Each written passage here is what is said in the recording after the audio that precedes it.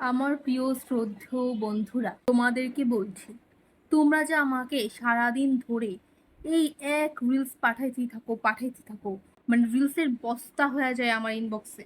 আমাদের চ্যাট খুঁজে পাই না রিলসের কারণে। তোমাদের একবারও মনে হয় না যে আমি ফার্স্ট রিলসটা সিন করি নেই, মানে সেকেন্ড রিলসটাও আমি সিন করতেছি না?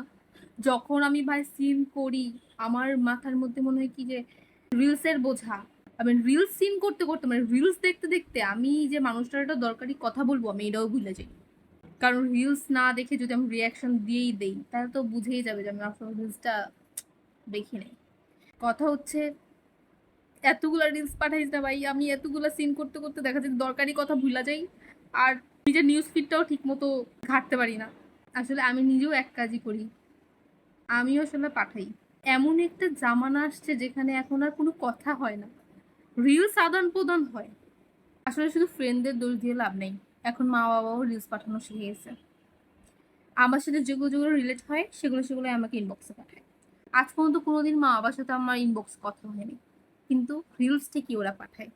এখন মানে এটা রুটিন হয়ে গেছে যে দিনে হাফ বেলা আমাকে মুখে মোটিভেশন দিবে, দেন হাফ বেলা আমাকে রিলসে মোটিভেশন দিবে। সিন করে রেখে দিই, কারণ দিনের হাফ বেলা আমি এক কান দিয়ে ঢুকাই আর এক কান দিয়ে বের করে দিই, আর হাফ বেলা হচ্ছে সিন করে রেখে দিই, ব্যাস, প্রবলেম সলভ।